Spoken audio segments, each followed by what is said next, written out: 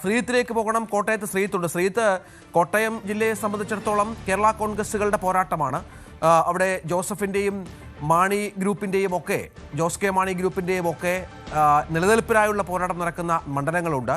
ഇത്തവണ പല കാര്യങ്ങളും UDF അനുകൂലമാണ് അവിടെയെന്ന് കരുതുമ്പോഴും പാലായിലും ഒപ്പം പൂഞ്ഞാറിലുമൊക്കെ ഒരു ത്രികോണ പോരാട്ടത്തിൻ്റെ ഫീൽ ഉണ്ടാക്കാൻ NDAക്ക് ഇതുവരെ കഴിഞ്ഞ ഒരു പശ്ചാത്തലം കൂടിയുണ്ട്. അങ്ങനെ അക്ഷരാർത്ഥത്തിൽ പ്രവചനാതീതമായ നിരവധി മണ്ഡലങ്ങൾ കോട്ടയത്ത് നമുക്ക് കാണാം.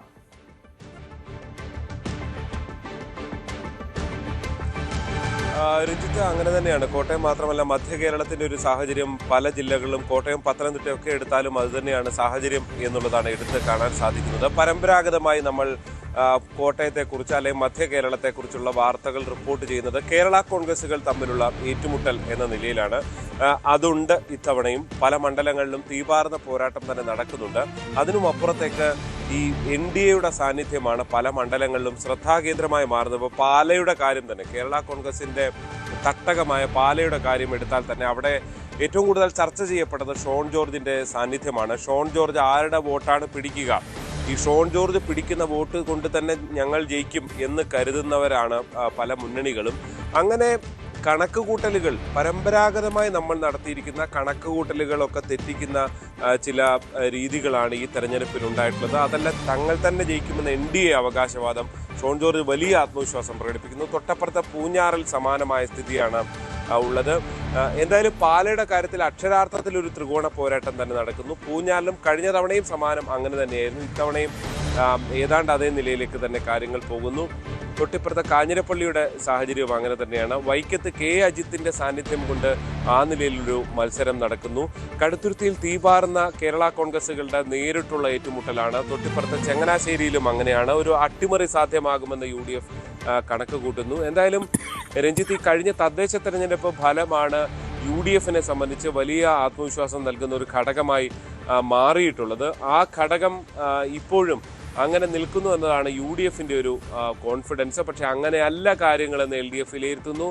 നമുക്കറിയാം, സംസ്ഥാനത്ത് പ്രവചിച്ച സർവേകളെല്ലാം ഏതാണ്ട് ഇഞ്ചോടിഞ്ച് പോരാട്ടമെന്ന് പ്രവചിച്ച സ്ഥിതിവിശേഷമാണ്. വലിയ വ്യത്യാസം ആരും പറയുന്നില്ല. ഒരു 100 സീറ്റ് എന്ന പ്രവചനം ആരും നടത്തുന്നില്ല എന്നുള്ളത് ശ്രദ്ധേയമാണ്. അതുകൊണ്ട് തന്നെ മുന്നണികൾക്ക് അത്തരത്തിലൊരു അങ്കലാപ്പുണ്ട് എന്നത് യാഥാർത്ഥ്യം തന്നെയാണ്. എന്തായാലും ഇന്ന് അവസാന ദിവസം കൊട്ടിക്കലാശം തങ്ങളുടേതാക്കി മാറ്റാനുള്ള വലിയ ശ്രമത്തിൽ തന്നെയാണ് മുന്നണികൾ ഉള്ളത്. ഏതാണ്ട് എല്ലാ മണ്ഡല കേന്ദ്രങ്ങളിലും വലിയ ആഘോഷങ്ങൾ നടക്കുന്നു. അതേസമയം പുതുപ്പള്ളിയിലും ചാണ്ടി ഉമ്മൻ ഇത്തവണ കൊട്ടിക്കലാശത്തിനില്ല എന്ന പ്രഖ്യാപനം നടത്തുകയാണ്. അദ്ദേഹം അതും തൻ്റെ ചാരിറ്റി പ്രവർത്തനങ്ങളുമായി ബന്ധപ്പെട്ട കാര്യങ്ങൾക്ക് വേണ്ടി ആ പണം വിനിയോഗിക്കും എന്ന പ്രഖ്യാപനമാണ് നടത്തിയിട്ടുള്ളത്. എന്തായാലും ഈ നിലയിലാണ് കാര്യങ്ങൾ മുന്നോട്ട് പോകുന്നത്. വലിയ ആവേശത്തിലേക്ക് പ്രചരണത്തിൻ്റെ ഏറ്റവും അവസാന നിമിഷങ്ങൾ തങ്ങളുടേതാക്കി മാറ്റാനുള്ള വലിയ ശ്രമം തന്നെയാണ് മുന്നണികൾ നടത്തുന്നത്. രഞ്ജിത്ത്, തീർച്ചയായിട്ടും അത്തരത്തിൽ വലിയ പോരാട്ടങ്ങൾ നടക്കുന്ന മണ്ഡലങ്ങളുണ്ട്. ഈ മധ്യ കേരളത്തിലായാലുമൊക്കെ അത്തരം അവകാശവാദങ്ങൾ NDAയുടെ ഭാഗത്തു നിന്നും മറ്റുമുണ്ട്.